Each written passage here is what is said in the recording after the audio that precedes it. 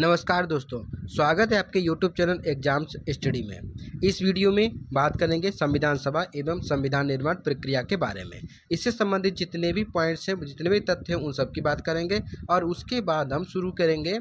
इसमें जो प्रश्न जो कि प्रीवियस ईयर प्रश्न जो पूछे गए आपके एग्जाम्स में, उन सब की हम बात इस वीडियो में करेंगे। यानी कि ये घटना चक्र का तीसरा वीडियो है। अभी तक अगर आपने वो दोनों वीडियो नहीं देखे जो कि अध्याय फर्स्ट यानी कि जो पहला चैप्टर है उसके बारे में है, वहाँ पे सभी अधिनियमों से जितने क्वेश्चन आ चुके हैं उन सब के बारे में मैंने बात कर ली है। पहले उसको देख लीजिए और उसी क्रम में हम आगे बढ़ते हुए तीसरा वीडियो है जिसमें हम संविधान सभा एवं संविधान निर्माण प्रक्रिया के बारे में देखेंगे। शुरू करते हैं कि नोट्स में क्या है कि भारतीयों की ओर से संविधान सभा का सर्वप्रथम मांग मई 1934 में रांची में स्वराज पार्टी ने की थी। कहाँ की थी? तो रांची में की थी। क्या? तो संविधान सभा की सर्वप्रथम मांग मई 1934 में हुई थी स्वराज पार्टी के द्वारा रांची में। ये क्वेश्चन आ सकता है, याद रखना। वर्ष 1934 में ही भारत में संविधान सभा के गठन का विचार एम.एन. राय ने दिया था। किसने दिया था? तो एम.एन. राय ने दिया था।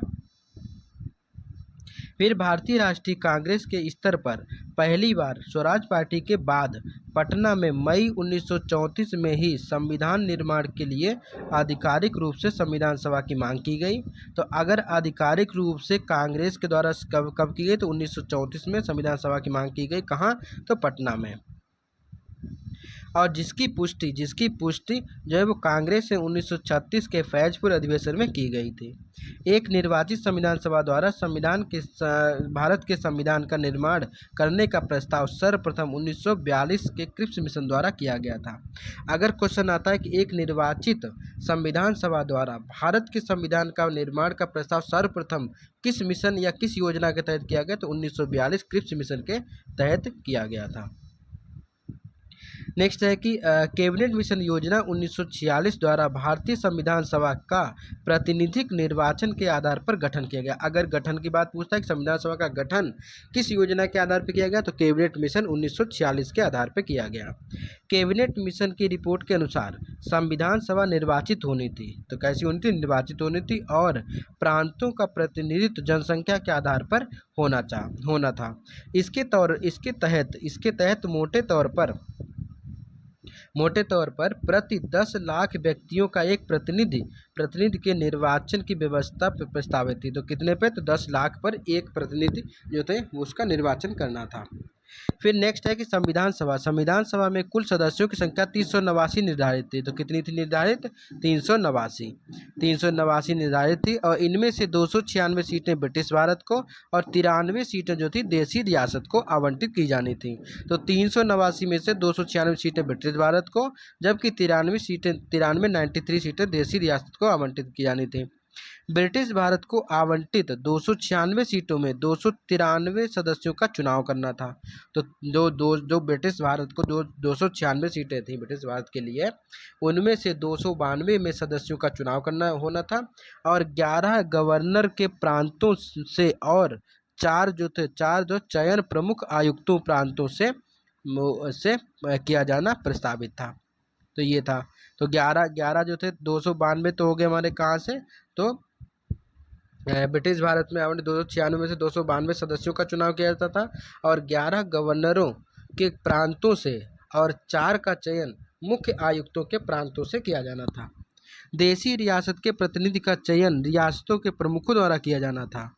संविधान सभा के लिए चुनाव जुलाई अगस्त कब हुआ था? तो संविधान सभा के लिए चुनाव जो था वो जुलाई अगस्त 1946 को संपन्न हुए, जिसमें 296 सीटें ब्रिटिश भारत को आवंटित में से कांग्रेस को 208। अब क्या हुआ? 296 में से ब्रिटिश भारत में 296 सीटें थी, तो 296 सीटों में से कांग्रेस को 208 और मुस्लिम लीग को 73 तथा छोटे समूह व स्वतंत्र सदस्यों को 15 सीटें मिली। लेकिन देसी रियासतों ने प्रारंभ में संविधान सभा में भाग नहीं लिया था। ये क्वेश्चन पूछा जाता है कि देसी रियासतों ने प्रारंभ में संविधान सभा में भाग लिया? तो नहीं, प्रारंभ में भाग नहीं लिया था। लेकिन 28 अप्रैल 1947 को प्रारंभ संविधान सभा के तृतीय अधिवेशन में इसमें भारतीय देसी रियासतों के प्रतिनिधि देशी रियासतों के प्रतिनिधि क्रमिक रूप से शामिल होना प्रारंभ हुए। संविधान सभा मुख्यतः अप्रत्यक्ष निर्वाचन परिणाम की परिणाम थी। तो क्या थी? तो संविधान सभा जो मुख्यतः थी क्या? अप्रत्यक्ष निर्वाचन का परिणाम थी। ये चीज़ याद रखना, यहाँ से क्वेश्चन पूछा जाता है कि संविधान सभा का चुनाव प्रत्यक्ष हुआ था क्या या अप्रत्यक्ष? तो अप्रत्यक्ष निर्वाचन का परिणाम थी संविधान सभा, जिसमें प्रांतों की नेक्स्ट है कि प्रांतों की विधानसभाओं का उपयोग निर्वाचन मंडल के रूप में किया गया। तो प्रांतों की जो विधानसभाओं का उपयोग जो है वो निर्वाचक मंडल के रूप में किया गया, और ये निर्वाचन वयस्क मताधिकार पर आधारित नहीं था। ये भी क्वेश्चन याद रखना कि ये निर्वाचन जो था वो वयस्क मताधिकार पर आधारित नहीं था। 1935 के अधिनियम के अनुसार मताधिकार कर, शिक्षा और संपत्ति के आधार पर सीमित था। तो जो निर्वाचन का आधार था वो मताधिकार का जो आधार था, मत देने का अधिकार, उसमें कर, शिक्षा और संपत्ति के आधार पर मत देने का अधिकार था। जब 20 नवंबर 1946 को वायसराय के ने निर्वाचित प्रतिनिधियों को आमंत्रित किया तो वे 9 दिसंबर 1946 को संविधान सभा की पहली बैठक में उपस्थित हों। तो इसके लिए कब किया गया? तो 20 नवंबर 1946 को वायसराय ने निर्वाचित प्रतिनिधियों को आमंत्रित किया और 9 दिसंबर 1946 को संविधान सभा की पहली बैठक में उपस्थित हों। 9 दिसंबर 1946 को संविधान सभा की पहली बैठक में कुल 207 सदस्य, जिनमें से 9 महिलाएं थीं, इन्होंने हिस्सा लिया। तो क्वेश्चन पूछा जाता है कि संविधान सभा की जो पहली बैठक 9 दिसंबर 1946 में हुई थी उसमें कितने सदस्य थे? तो उसमें तो 207 सदस्य। अब 207 में महिलाएं कितनी थी? 9 महिलाएं थीं। फिर नेक्स्ट है कि 9 दिसंबर 1946 को संविधान सभा की प्रथम बैठक की अध्यक्षता अस्थाई अध्यक्ष डॉक्टर सच्चिदानंद सिन्हा ने की थी। तो प्रथम बैठक की अध्यक्षता जो कि एक अस्थाई अध्यक्ष थे सच्चिदानंद सिन्हा ने की थी। और 11 दिसंबर 1946 को संविधान सभा ने डॉक्टर राजेंद्र प्रसाद को निर्विरोध संविधान सभा में स्थायी अध्यक्ष के रूप में निर्वाचित किया। ठीक है। फिर नेक्स्ट है कि 13 दिसंबर 1946 को जवाहरलाल नेहरू ने संविधान सभा में उद्देश्य प्रस्ताव प्रस्तुत किया। तो प्रश्न आता है कि जवाहरलाल नेहरू ने संविधान सभा के सामने अपना उद्देश्य प्रस्ताव कब प्रस्तुत किया? तो 13 दिसंबर 1946 को, जिसको या जो 22 जनवरी 1947 को संविधान सभा द्वारा पारित किया गया। जिसको पारित किया गया कब? तो 22 जनवरी 1947 को संविधान सभा द्वारा उद्देश्य प्रस्ताव को पारित किया गया। लेकिन अगर किया गया प्रस्तुत कब किया गया? तो 13 दिसंबर 1946 को जवाहरलाल नेहरू ने संविधान सभा में उद्देश्य प्रस्ताव को प्रस्तुत किया। नेक्स्ट है कि माउंटबेटन योजना जो कि 3 जून 1947 के तहत हुए विभाजन के परिणाम स्वरूप पाकिस्तान के लिए एक पृथक संविधान सभा का गठन किया गया तथा मूल या भारतीय संविधान सभा के सदस्यों की कुल संख्या घटकर 299 रह गई, जिसमें भारतीय प्रांतों से 229 प्रतिनिधि तथा भारतीय रियासतों के 70 प्रतिनिधि शामिल थे। फिर भारतीय संविधान के निर्माण और उसके अंगीकृत होने तक संविधान सभा को कुल 2 वर्ष 11 माह 18 दिन का समय लगा। तो संविधान जो बना है, संविधान का निर्माण कितने वर्ष में हुआ? तो 2 वर्ष 11 माह 18 दिन। ये डायरेक्ट क्वेश्चन पूछा जाता है एग्जाम में। नेक्स्ट है कि ज्ञातव्य है कि लोकसभा तथा राज्यसभा की वेबसाइट पर इस संदर्भ में 2 वर्ष 11 माह 17 दिन का समय मिलता है, जिसका कारण संभवतः संविधान को संविधान सभा द्वारा अंगीकृत किए जाने वाले दिन को संविधान के निर्माण की अवधि में शामिल न किया जाना है। लेकिन जो एक्चुअल एग्जाम में पूछा जाता है यही पूछा जाता है और यही आपको याद रखना है।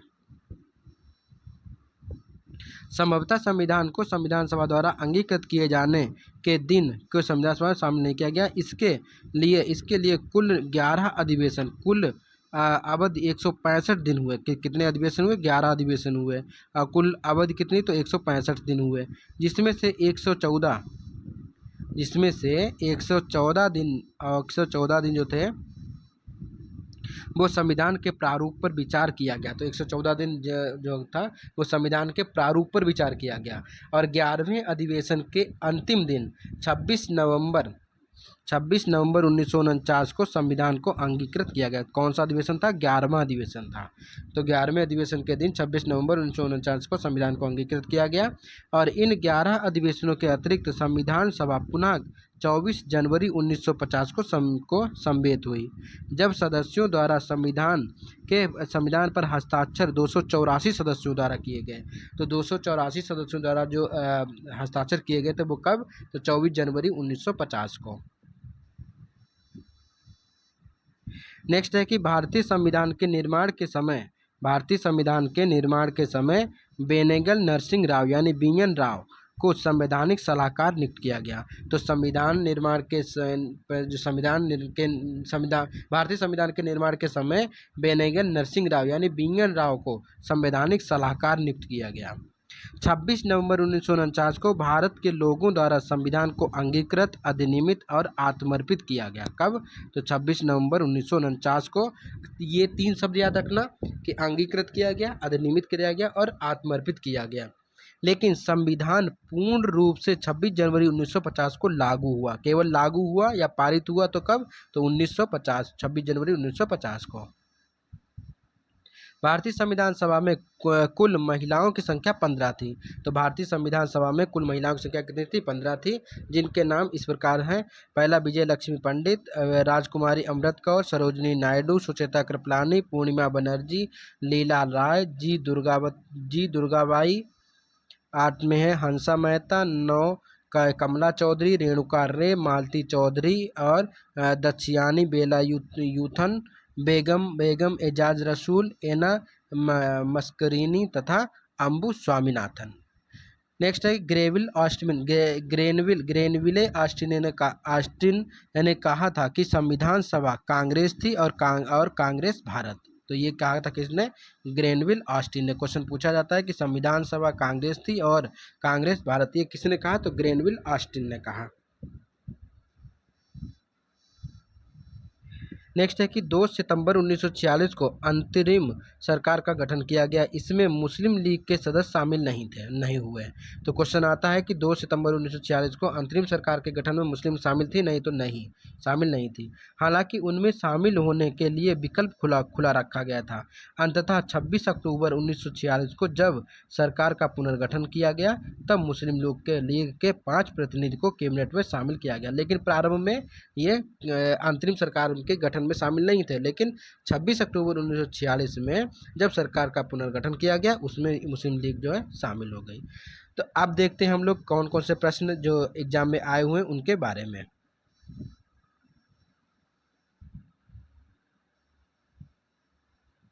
तो इसमें देखेंगे पहला प्रश्न क्या है कि भारत के लिए संविधान की रचना हेतु संविधान सभा का विचार निम्नलिखित में से किसने प्रस्तुत किया था? तो क्या है? प्रश्न है कि भारत के लिए संविधान की रचना हेतु संविधान सभा का विचार सर्वप्रथम किसने प्रस्तुत किया था? तो ये था स्वराज पार्टी सन 1934 में। इसका ए ऑप्शन सही है, 1934 में। मई 1934 में रांची में, कहाँ पे? तो रांची में स्वराज पार्टी ने आत्मनिर्णय के अधिकार की मांग की और एक प्रस्ताव पारित किया, जिसमें कहा गया कि वयस्क मताधिकार के आधार पर निर्वाचित भारतीय प्रतिनिधियों की एक संविधान सभा होगी जो संविधान का निर्माण करेगी। भारतीयों की ओर से संविधान सभा की मांग करने का यह प्रथम अवसर था। दूसरा प्रश्न है कि स्वतंत्रता के पूर्व के दिनों में प्रारंभ में किसने संविधान निर्मात्री सभा का विचार प्रस्तुत किया था?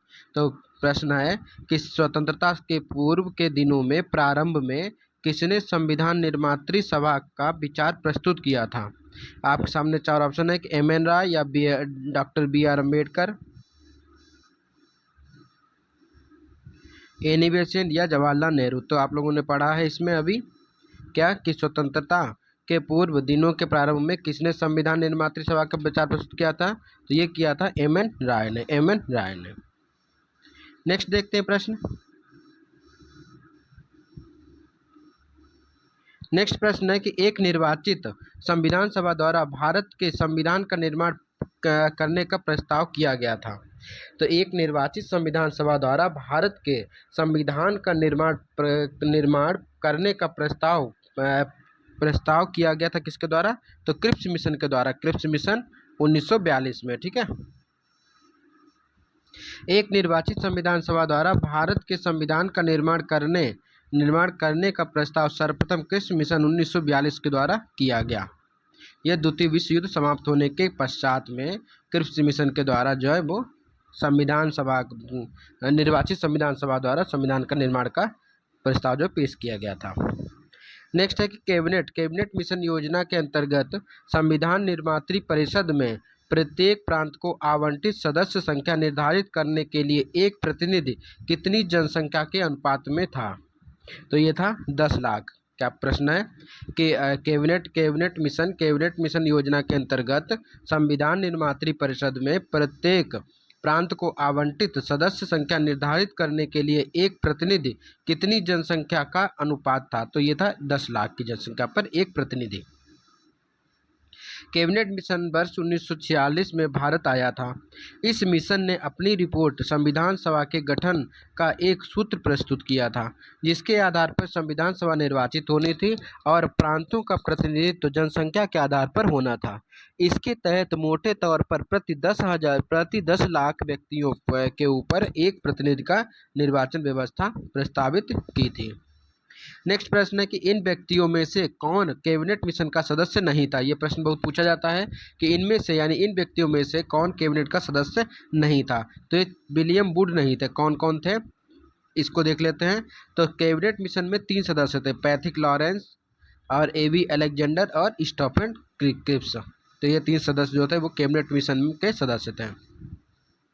कैबिनेट मिशन जो कि मार्च 1946 में भारत पहुंचा था, इस मिशन के सदस्य स्टीफन क्रिप्स जो कि अध्यक्ष बोर्ड ऑफ ट्रेड के थे और पैथिक लॉरेंस जो कि भारत के सचिव यानी भारत सचिव थे पैथिक लॉरेंस, और तीसरे थे एबी अलेक्जेंडर जो कि नौसेना मंत्री थे। तो कैबिनेट मिशन जो 1946 मार्च 1946 में भारत आया था उसमें स्टीफन क्रिप्स, पैथिक लॉरेंस और एबी अलेक्जेंडर 3 सदस्य थे। नेक्स्ट है कि भारतीय संविधान सभा का गठन किया गया था। तो भारतीय संविधान का गठन किया गया था किसके द्वारा? तो भारतीय संविधान का गठन किया गया था किसके द्वारा? तो कैबिनेट मिशन 1946 के द्वारा। देखते हैं एक्सप्लेनेशन क्या है कि भारतीय संविधान सभा का प्रतिनिधिक निर्वाचन के आधार पर गठन कैबिनेट मिशन योजना 1946 के अंतर्गत किया गया। नेक्स्ट प्रश्न है कि वर्ष 1946 में निर्मित अंतरिम सरकार में कार्यपालिका परिषद के उपसभापति कौन थे? तो प्रश्न क्या पूछा है कि 1946 में निर्मित अंतरिम सरकार में कार्यपालिका परिषद के उपसभापति कौन थे? तो उपसभापति किसको बनाया गया था? जवाहरलाल नेहरू को। तो याद रखना कि 1946 में अंतरिम सरकार का गठन हुआ था, उसमें कार्यपालिका परिषद के उपसभापति कौन थे? जवाहरलाल नेहरू। एक्सप्लेनेशन देखते हैं कि 24 अगस्त 1946 को अंतरिम राष्ट्रीय सरकार की घोषणा इस व्यवस्था के साथ की गई कि अंतरिम सरकार 2 सितंबर 1946 को कार्यभार संभालेगी और वायसराय इसमें कार्यकारिणी परिषद के पदेन अध्यक्ष थे। तो अंतरिम राष्ट्रीय सरकार जो बनी थी उसके पदेन अध्यक्ष कौन था? तो वायसराय उसका पदेन अध्यक्ष था और उपाध्यक्ष जवाहरलाल नेहरू को बनाया गया था, या उपसभापति भी इनको कहा जाता था, उपाध्यक्ष या उपसभापति। नेक्स्ट प्रश्न है कि निम्नलिखित में से कौन अगस्त 1946 में गठित प्रथम अंतरिम राष्ट्रीय सरकार का सदस्य नहीं था? तो इनमें से कौन अगस्त 1946 में गठित प्रथम अंतरिम राष्ट्रीय सरकार का सदस्य नहीं था? तो ये थे एस राधाकृष्ण नहीं थे। अब कौन कौन थे? तो गोपालाचारी थे, डॉक्टर राजेंद्र प्रसाद थे और जगजीवन राम थे। ये सभी जो थे ये प्रथम आंतरिक सरकार के में मतलब शामिल थे, लेकिन राधाकृष्ण नहीं शामिल थे। पढ़ते हैं एक्सप्लेनेशन क्या है कि कैबिनेट मिशन योजना के आधार पर 24 अगस्त 1946 को घोषणा के तहत नवनिर्वाचित संविधान सभा से 2 सितंबर 1946 को भारत की अंतरिम सरकार का गठन किया गया था। इसमें श्री राजा गोपालाचारी शिक्षा मंत्री बनाए गए थे, डॉक्टर राजेंद्र प्रसाद खाद्य और कृषि मंत्री बने थे और जगजीवन राम को श्रम मंत्री थे, जबकि डॉक्टर राधाकृष्ण ये प्रथम अंतरिम राष्ट्रीय सरकार के सदस्य नहीं थे। तो इनका विशेषकर याद रखना आप लोग कि श्री राजगोपालाचारी क्या शिक्षा मंत्री थे और डॉक्टर राजेंद्र प्रसाद को खाद्य और कृषि मंत्री बनाया गया था, जबकि जगजीवन राम को श्रम मंत्री का पद दिया गया था। नेक्स्ट प्रश्न देखते हैं। प्रश्न है कि कथन और कारण। कथन है कि बेबल योजना के अनुसार कार्यकारी परिषद में हिंदू और मुस्लिम सदस्यों की संख्या समान होनी थी। ये कथन है। कारण क्या है? कारण है कि बेबल का विचार था कि ऐसी व्यवस्था से भारत का बंटवारा बच जाएगा। तो इनमें से कौन सा कथन सत्य है, ये बताना है। तो इनमें से केवल पहला कथन सत्य है। पहला कथन क्या था कि बेबल योजना के अनुसार कार्यकारी परिषद में हिंदू और मुस्लिम सदस्यों की संख्या समान होनी थी। तो ये कथन सत्य है, दूसरा कथन गलत है। इसका एक्सप्लेनेशन देख लेते हैं क्या है। वर्ष अक्टूबर 1943 में लिनलिथगो के स्थान पर आर्किबाल्ड बेबल वायसराय तथा गवर्नर जनरल नियुक्त किए गए।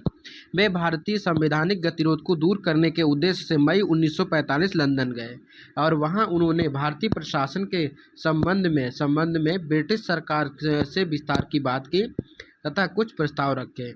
जून 1945 में उन प्रस्तावों को बेबल योजना के नाम से सार्वजनिक किया गया और बेबल परियोजना के प्रस्तावों में कार्यकारी परिषद में मुसलमान सदस्यों की संख्या हिंदुओं के बराबर होना था और परिषद में वायसराय तथा कमांडर इन चीफ को छोड़कर सभी सदस्यों का भारतीय होना, शीघ्र ही शिमला में एक सम्मेलन को बुलाया जाना तथा युद्ध समाप्ति के पश्चात भारतीयों के द्वारा खुद का संविधान बनाया जाना इत्यादि प्रावधान शामिल थे। बेबल योजना का उद्देश्य राजनीतिक गतिरोध दूर करना। तो बेबल योजना का उद्देश्य क्या था? राजनीतिक गतिरोध दूर करना और भारत को पूर्ण सुशासन की दिशा में आगे बढ़ाना और संवैधानिक गतिरोध दूर करना था। इसका उद्देश्य कहीं से भी हिंदू मुस्लिम एकता को दृढ़ करना नहीं था, जिससे भारत का विभाजन रुक सके। अंततः कथन सत्य है, लेकिन कारण इसका गलत है। नेक्स्ट प्रश्न है कि निम्नलिखित में से कौन सा कथन संविधान सभा के विषय में सत्य है? पहला है कि वह वयस्क मताधिकार पर आधारित थी। दूसरा है कि वह प्रत्यक्ष लोकतंत्र की परिणाम थी। तीसरा है वह बहुदलीय निकाय थी। तीसरा है कि उसने अनेक समितियों के माध्यम से कार्य किया। तो इसमें पूछ रहा है कि इनमें से कौन सा उत्तर सही है? तो इनमें से केवल 3 और 4 ही सही होंगे। तो पहला गलत है, दूसरा गलत है, क्योंकि ये वयस्क मताधिकार पर आधारित नहीं थी और ये प्रत्यक्ष निर्वाचन का भी परिणाम नहीं थी। ठीक है, तो इसमें ये बहुदलीय थी, बिल्कुल सही है, और इसमें अनेक समितियों के माध्यम से कार्य किया। तो ये 3, इसका सी ऑप्शन सही था। 3 और 4 सही है। देख लेते हैं एक्सप्लेनेशन क्या है कि संविधान सभा के गठन के लिए राज्यों की विधानसभाओं का उपयोग निर्वाचन मंडल के रूप में किया गया। अतः संविधान सभा अप्रत्यक्ष निर्वाचन की परिणाम थी। इसका निर्वाचन वयस्क मताधिकार पर आधारित नहीं था। संविधान सभा में अनेक दलों के लोग शामिल थे और इस सभा ने अनेक कार्यों का संचालन करने के लिए अनेक समितियों का गठन किया था। नेक्स्ट देखते हैं कि भारतीय संविधान सभा के संबंध में निम्नलिखित में से कौन सा कथन सत्य है?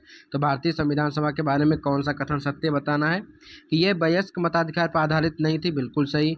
यह प्रत्यक्ष निर्वाचन के परिणाम थी, बिल्कुल गलत। यह बहुदलीय संरचना नहीं, तो ये गलत हो जाएगा क्योंकि ये बहुदलीय संरचना थी इसकी, और यह कई समितियों के माध्यम से कार्यरत थी, तो ये भी सही होगा। 1 A और D सही होना चाहिए इसका।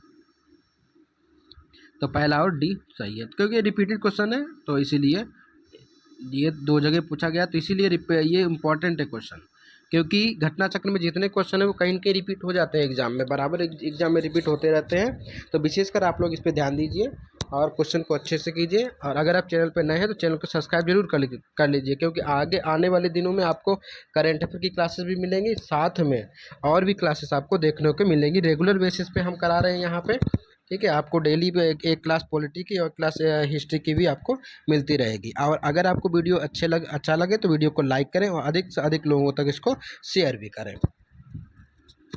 देखते हैं नेक्स्ट प्रश्न देखते हैं क्या है।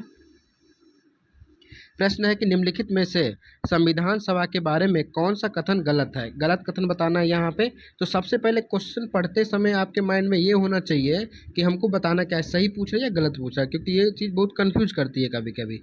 तो यहाँ पे प्रश्न में लिखा है कि संविधान सभा के बारे में कौन सा कथन गलत है। तो सबसे पहले इस पर टिक करके करना चाहिए हमको, कौन सा कथन गलत ढूंढना है संविधान सभा के बारे में।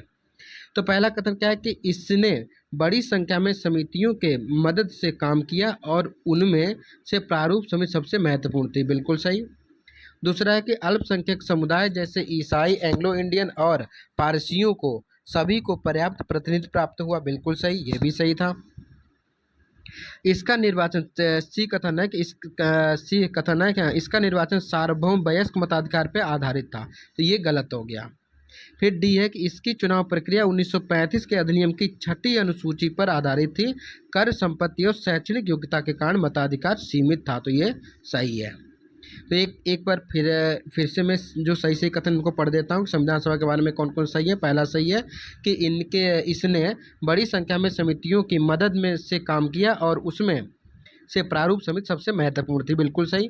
दूसरा है कि अल्पसंख्यक समुदाय जैसे ईसाई, एंग्लो इंडियन और पारसियों को सभी को पर्याप्त प्रतिनिधित्व दिया, ये भी सही है। और डी था कि इसकी चुनाव प्रक्रिया 1935 के अधिनियम के 6ठी अनुसूची पर आधारित थी, जिसके अंतर्गत कर, संपत्ति और शैक्षणिक योग्यता का कारण जो कि मताधिकार सीमित था। ठीक है, तो ये तीनों कथन सही थे।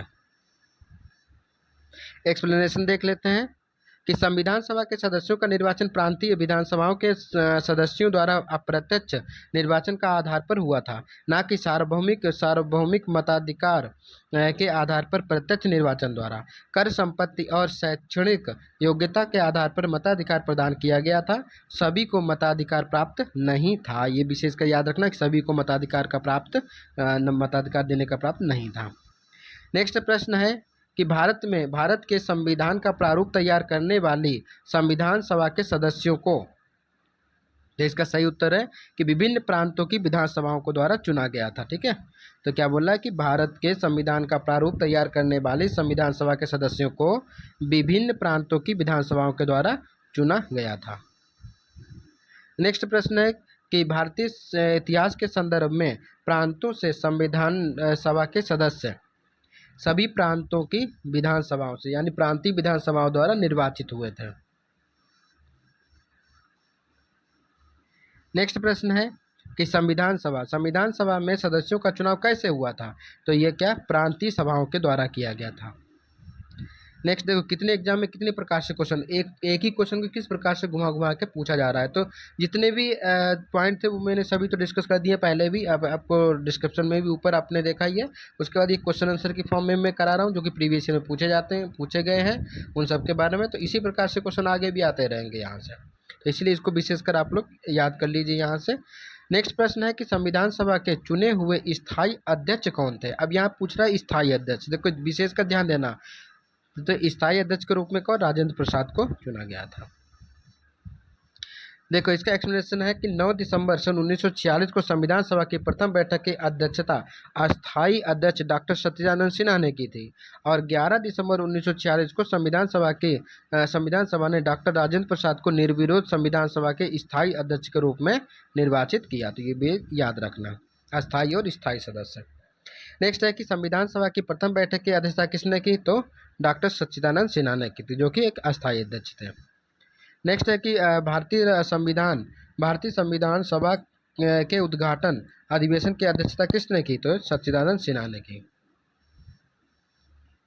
नेक्स्ट है कि भारत की संविधान निर्मात्री सभा के अध्यक्ष कौन थे, तो डॉक्टर राजेंद्र प्रसाद। किसके, संविधान निर्मात्री सभा के अध्यक्ष डॉक्टर राजेंद्र प्रसाद थे। नेक्स्ट प्रश्न है कि स्वतंत्र भारत की संविधान सभा के अध्यक्ष कौन थे, तो स्वतंत्र भारत की संविधान सभा के अध्यक्ष कौन थे, तो डॉक्टर राजेंद्र प्रसाद। नेक्स्ट प्रश्न है कि संविधान सभा के प्रथम मनोनीत उपसभापति कौन थे। देखो इसको याद रखना कि पूछा कि संविधान सभा के प्रथम मनोनीत उपसभापति कौन थे, तो ये थे फ्रैंक एंथोनी जो थे वो संविधान सभा के प्रथम मनोनीत उपसभापति थे। एक्सप्लेनेशन देख लेते हैं कि संविधान सभा के प्रथम अस्थायी उपसभापति या उपाध्यक्ष फ्रैंक एंथोनी थे। ठीक है, फ्रैंक एंथोनी थे, जिन्हें 9 दिसंबर 1946 को अस्थायी सभापति या अध्यक्ष सत्यनारायण सिन्हा द्वारा मनोनीत किया गया था। एच.सी. मुखर्जी संविधान सभा के पहले स्थायी उपाध्यक्ष थे। अब यहाँ पे विशेषकर याद रखना, अगर अस्थायी उपाध्यक्ष पूछता है तब लगाएंगे फ्रैंक एंथोनी, और अगर स्थायी से पूछता है तब लगाएंगे क्या, एच.सी. मुखर्जी।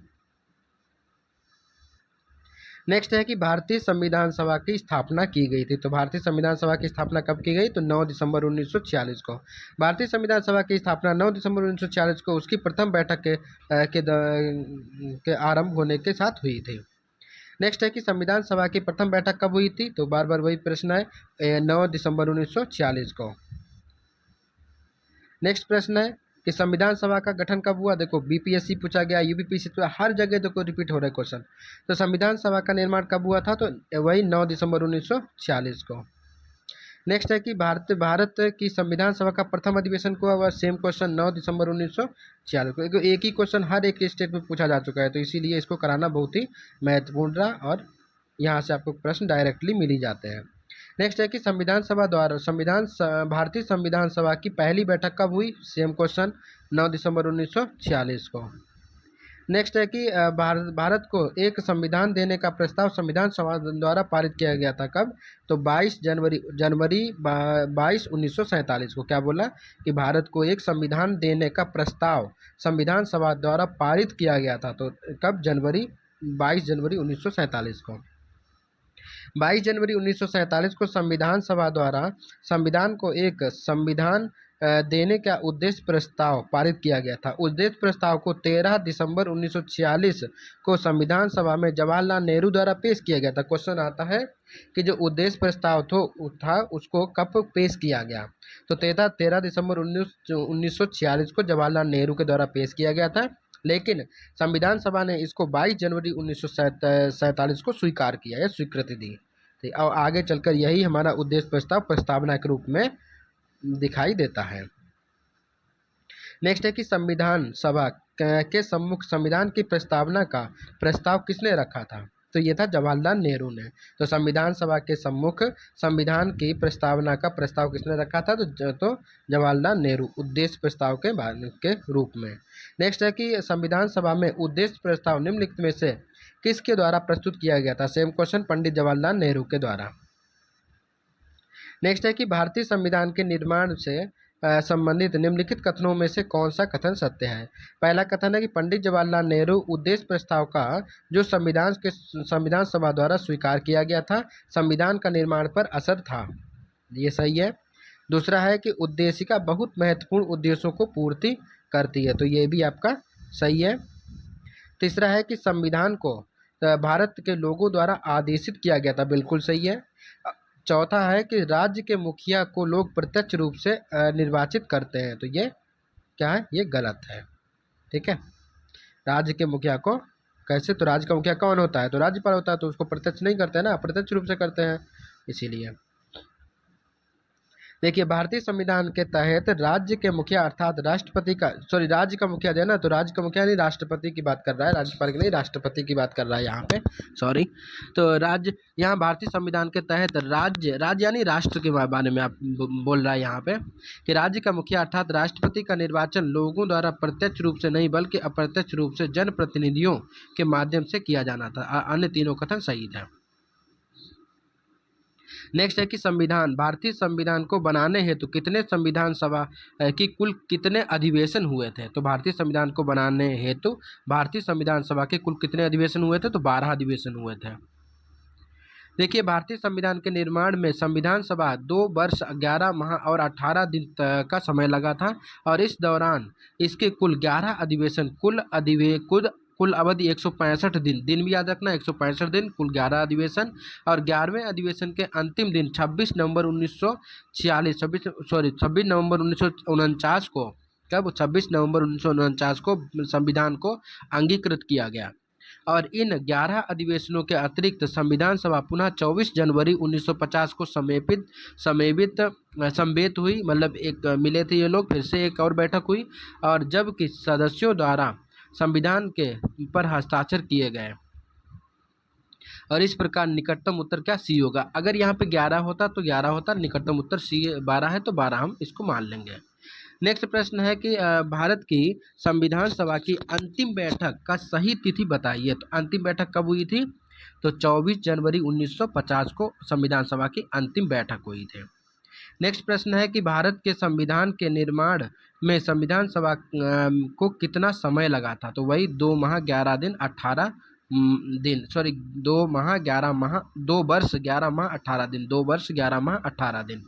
ठीक है, याद रखना। नेक्स्ट आपको क्या करना है, जोड़े मिलाना है। ठीक है, नेक्स्ट है जोड़े मिलाइए। तो सूची 1 और सूची 2 को मिलाना है। ठीक है, सूची 1 सूची 2 को मिलाना है। सबसे पहले संविधान सभा के उपाध्यक्ष कौन थे? तो संविधान सभा के उपाध्यक्ष कौन थे? तो एच.सी. मुखर्जी, पहले का हो जाएगा आपका चौथा, पहला का चौथा। दूसरा है कि प्रारूप समिति के मूलतः एकमात्र कांग्रेसी सदस्य कौन थे? तो के.एम. मुंशी।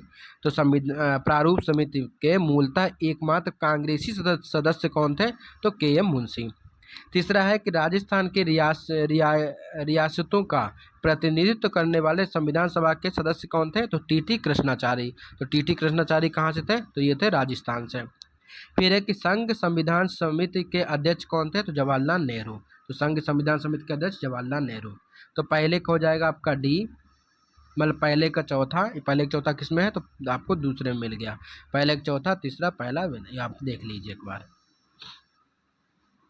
एक्सप्लेनेशन देखते हैं कि संविधान सभा के पहले उपाध्यक्ष एच.सी. मुखर्जी, प्रारूप समिति के मूलतः एकमात्र कांग्रेसी सदस्य तो के.एम. मुंशी, राजस्थान की रियासतों का प्रतिनिधित्व करने वाले संविधान सभा के सदस्य संघ संविधान समिति के अध्यक्ष कौन? टी.टी. कृष्णाचारी। फिर संघ संविधान के अध्यक्ष कौन थे? तो कौन? तो जवाहरलाल नेहरू संघ संविधान के अध्यक्ष थे। नोट करके दिया हुआ है कि संविधान सभा पहले अस्थायी अध्यक्ष फ्रैंक एंथोनी थे, जिन्हें 9 दिसंबर 1946 को अस्थायी अध्यक्ष सच्चिदानंद सिन्हा द्वारा नामित किया गया था। और एच.सी. मुखर्जी संविधान सभा के पहले स्थायी उपाध्यक्ष थे। नेक्स्ट प्रश्न है कि भारतीय संविधान के निर्माण के समय संवैधानिक सलाहकार कौन थे? तो ये थे बी.एन. राव। ठीक है, भारतीय संविधान के निर्माण के समय बेनेगल नरसिंह राव बी.एन. राव को संवैधानिक सलाहकार नियुक्त किया गया था। देखिए कितने को एग्जाम में पूछा गया क्वेश्चन, इंपॉर्टेंट है, इसीलिए ऐसे क्वेश्चन को आप याद करते चलिए। नेक्स्ट है कि भारतीय संविधान का प्रथम प्रारूप किसने तैयार किया था? तो ये बी.एन. राव ने किया था। भारतीय संविधान का प्रथम प्रारूप जो है वो बी.एन. राव ने तैयार किया था। संविधान सभा के संवैधानिक सलाहकार बी.एन. राव द्वारा संविधान का पहला प्रारूप तैयार किया गया था, जिस पर विचार एवं परिवर्तन करके प्रारूप समिति द्वारा संविधान सभा के समक्ष संविधान का मसौदा प्रस्तुत किया गया। बी.एन. राव के मूल प्रारूप में 243 अनुच्छेद और 13 अनुसूचियां थी। तो बी.एन. राव ने जो मूल प्रारूप किया था संविधान का, उसमें 243 अनुच्छेद थे और 13 अनुसूचियां थी। नेक्स्ट है कि संविधान सभा में भारतीय संविधान का तृतीय वाचन कब प्रारंभ हुआ? तो तृतीय वाचन कब प्रारंभ हुआ? तो ये हुआ था 26 नवंबर 1949 को, जो कि किसी में ऑप्शन नहीं है, तो इसीलिए यहाँ पे स्टार दिया हुआ है। इसको देख लेते हैं कि संविधान सभा में भारतीय संविधान का तृतीय वाचन 17 नवंबर 1949 को प्रारंभ हुआ था। कब? 17 नवंबर 1949 को प्रारंभ हुआ था, लेकिन 26 नवंबर 1949 तक चला था। तृतीय वाचन कब से कब तक? तो 17 नवंबर 1949 से लेकर 26 नवंबर 1949 तक चला था। अतः प्रश्न में दिए गए विकल्पों में कोई भी उत्तर नहीं है। नेक्स्ट है कि भारत का संविधान पूर्ण रूप से तैयार हुआ था। तो भारत का संविधान पूर्ण रूप से कब तैयार हुआ? तो 26 नवंबर 1949 को तैयार हुआ था। भारतीय संविधान की उद्देशिका यानी प्रस्तावना में उल्लेख किया गया है कि 26 नवंबर 1949 को भारत के लोगों ने संविधान को अंगीकृत, अधिनियमित और आत्मर्पित किया। संविधान को अपनाने, उसके पूर्ण होने, पारित होने तथा इसके अंतिम रूप देने की तारीख 26 नवंबर 1949 को ही माना जाता है। इसी दिन नागरिकता, अंतःकालीन संसद, अस्थायी और संक्रमणकालीन उपबंध लागू हो गए। तो प्रश्न पूछा जाता है नागरिकता कब लागू हुई थी? तो यही 26 नवंबर 1949 से ही यह प्रावधान हमारे संविधान में लागू हो गया था नागरिकता का। तथापि संविधान के शेष उपबंध 26 जनवरी 1950 को प्रभावी हुए थे। अतः संविधान के पूर्ण रूप लागू होने तथा पूर्ण रूप से क्रियान्वित होने की तिथि 26 जनवरी 1950 को माना जाता है। ठीक है। नेक्स्ट है कि भारतीय संविधान को संविधान सभा द्वारा अंगीकृत किया गया कब? तो 26 नवंबर 1949 को क्या बोला? अंगीकृत, अधिनियमित, आत्मर्पित, 3 शब्द याद रखना। तो 26 नवंबर 1949 को।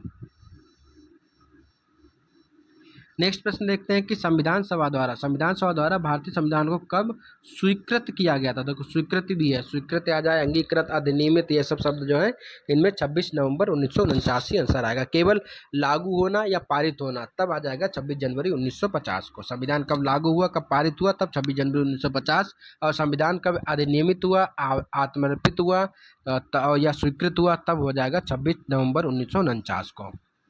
नेक्स्ट प्रश्न है कि भारत का संविधान किस तिथि को अपनाया गया। लागू करना, देखो लागू करने वाला 26 जनवरी 1950, लेकिन अपनाया गया कब, तो 26 नवंबर 1949 को अपनाया गया।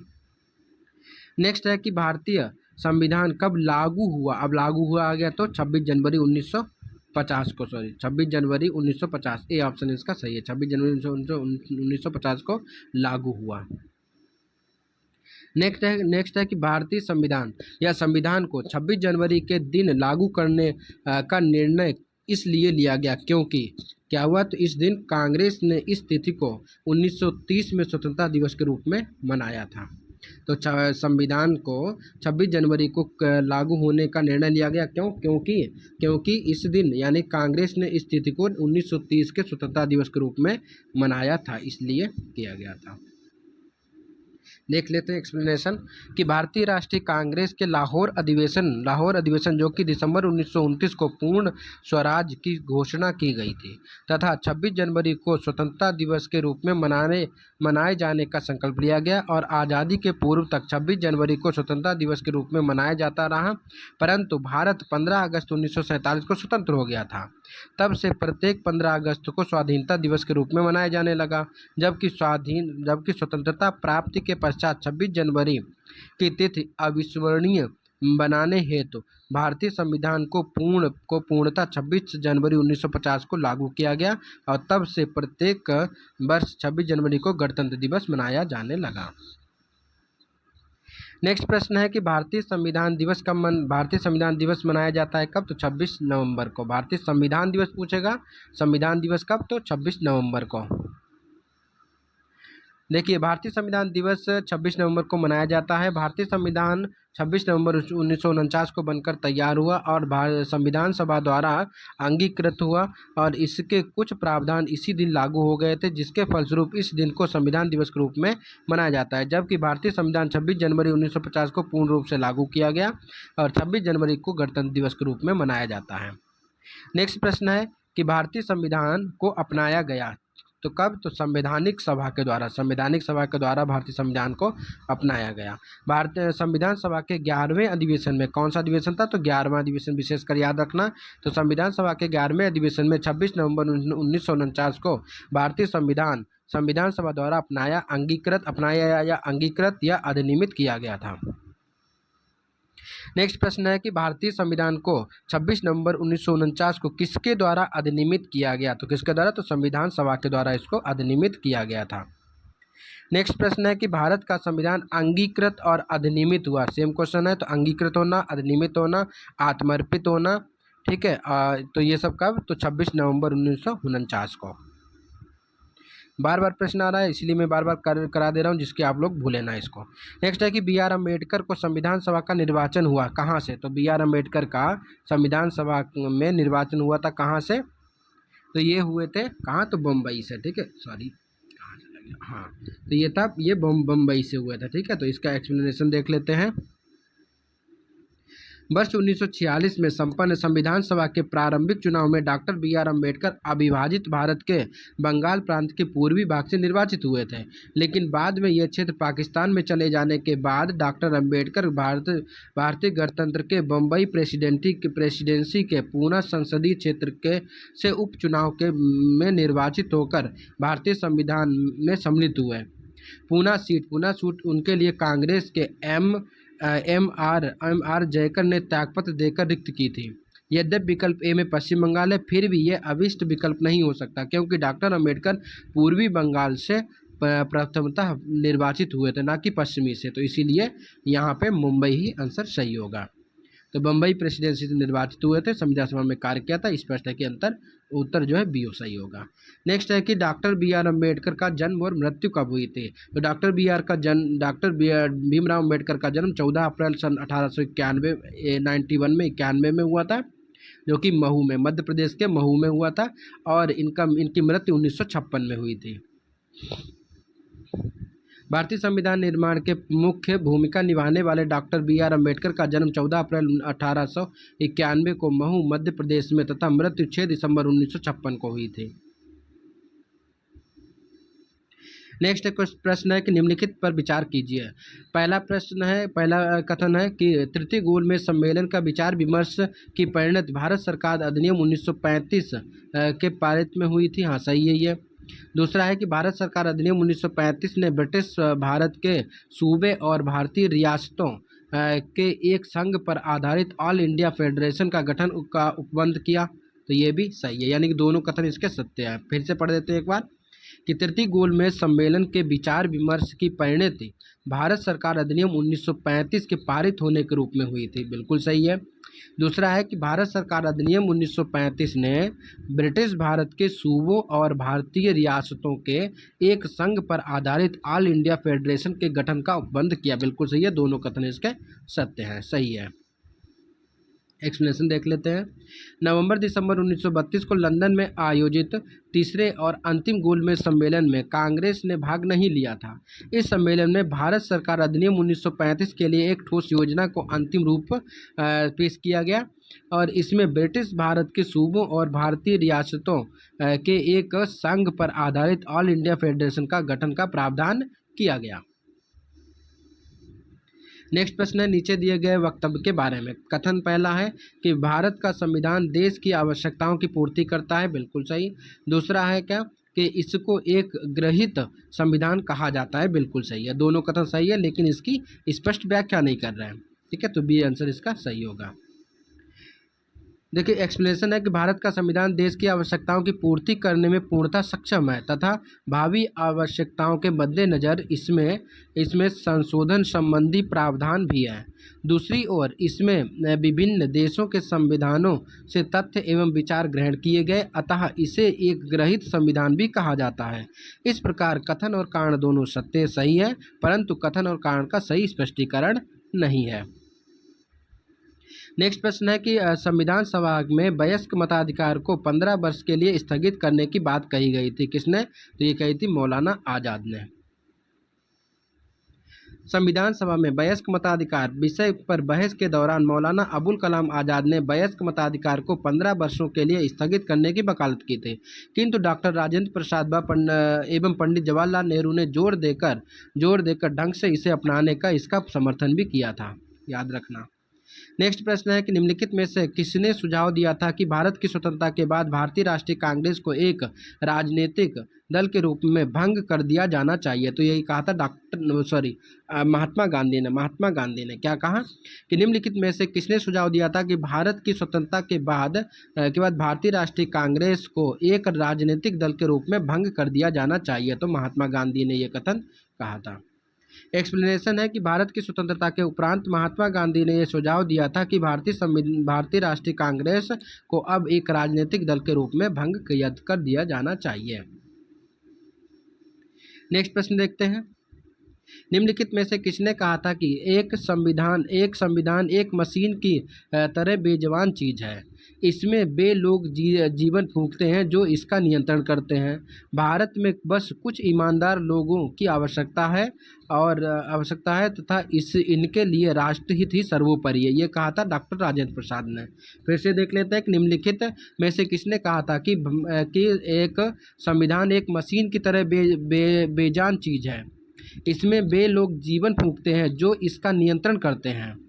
भारत में बस कुछ ईमानदार लोगों की आवश्यकता है जिनके लिए राष्ट्रहित ही सर्वोपरि है। तो ये कहा था डॉक्टर राजेंद्र प्रसाद ने।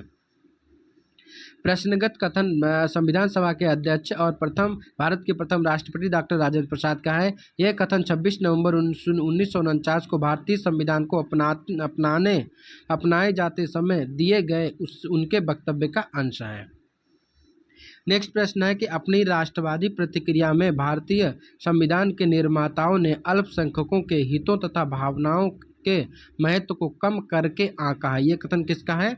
तो आइवर जेनिंग्स का क्या बोला कि अपनी राष्ट्रवादी प्रतिक्रिया में भारतीय संविधान के निर्माताओं ने अल्पसंख्यकों के हितों तथा भावनाओं के महत्व को कम करके आंका। ये कहा था आइवर जेनिंग्स ने।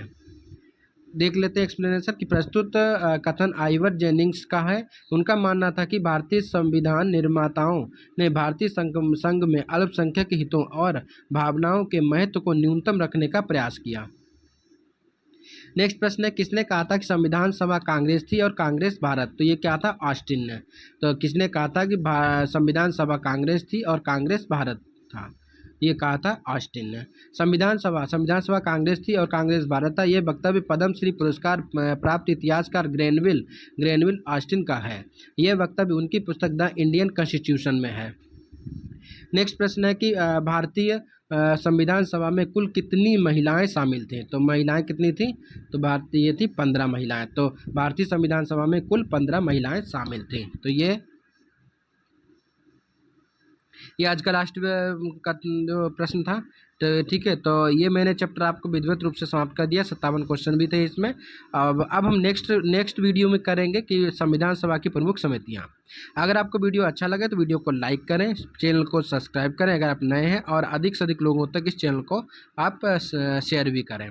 साथ में अगर आपका कोई सुझाव है तो कमेंट देना ना भूलें, कमेंट कीजिए। इसके साथ साथ में हम एक बिहार दरोगा के लिए जो है वो एक प्रैक्टिस सेट लेकर आए, जो कि खान सर का प्रैक्टिस सेट है। उसको हम यहाँ पे विधिवत रूप से कराएंगे और जो है उसको मैम कराएंगे। ठीक है, तो आप लोग जो लोग बिहार दरोगा वगैरह की तैयारी कर रहे हैं तो उनके लिए वो बहुत ही महत्वपूर्ण है। उसको आप देख लेंगे तो आपको क्वेश्चन जो है उसी प्रकार से एग्जाम में भी पूछे जाएंगे। तो उसको भी आप देखिए अच्छे से अच्छे। उसका उसमें भी बहुत सारे प्रैक्टिस सेट हैं और साथ साथ में उसके कुछ और भी चीज़ें हम वहाँ पर कराएँगे। ठीक है, तो इसी प्रकार से आप लोग चैनल पर बने रहिए और चैनल को अधिक से अधिक शेयर करें, सब्सक्राइब करें। और अगर आप को कोई भी सुझाव देना तो उसके लिए कमेंट बॉक्स में आप अपना सुझाव जरूर दें। मिलते हैं नेक्स्ट वीडियो में। नेक्स्ट वीडियो में हम बात करेंगे संविधान सभा की प्रमुख समितियों के बारे में, जो कि अति महत्वपूर्ण है। यहाँ से आपको एग्जाम में 1-2 क्वेश्चन मिल जाते हैं। मिलते हैं नेक्स्ट वीडियो में, तब तक के लिए नमस्कार, धन्यवाद।